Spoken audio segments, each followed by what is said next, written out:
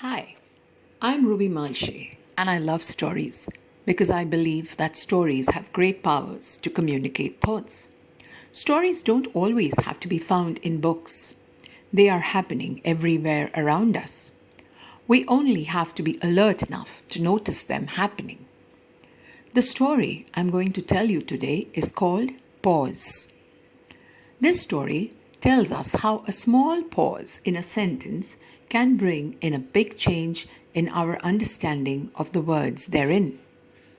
The story shares a significant thought from an ordinary, everyday kind of an occurrence in a high school classroom.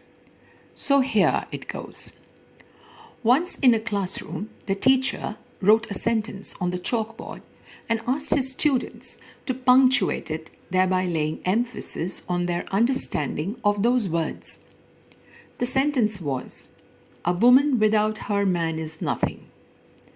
A young lad was the first to get up and walk to the chalkboard.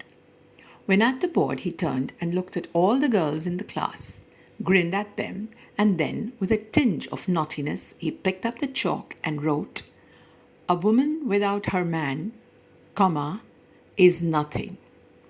All his friends cheered him and looked condescendingly at the girls present in the class.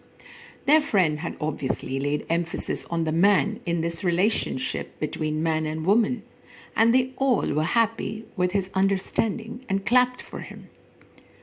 Now it was the turn of the girls. A young, beautiful lady stood up and walked up to the chalkboard with her head held high and a broad smile on her face and wrote, "A woman, without her, comma, man is nothing." It was just a few pauses in the same sentence, which now had successfully shifted the emphasis from the man to the woman.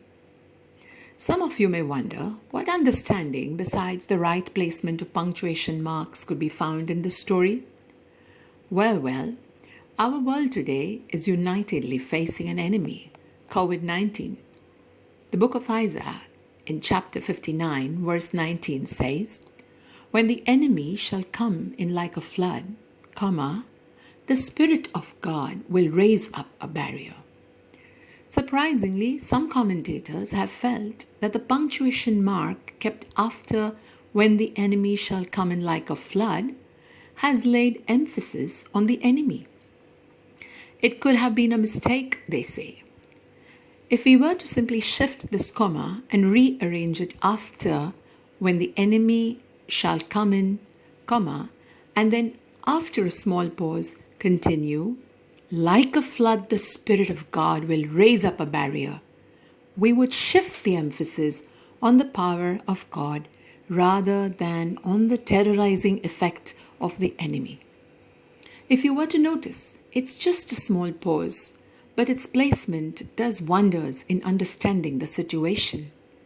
So let us punctuate our lives correctly in the present scenario and believe that like a flood the Spirit of God will raise up a barrier to this COVID-19. Let's hope that a flood of favor is coming our way like a flash flood warning. Let's hope for the dam of mercy to break upon this earth. Let us simply hold the vision in our eyes and trust the process in our hearts. Would you too like to share a petite pause you may have taken in your life these days to bring about a grand understanding?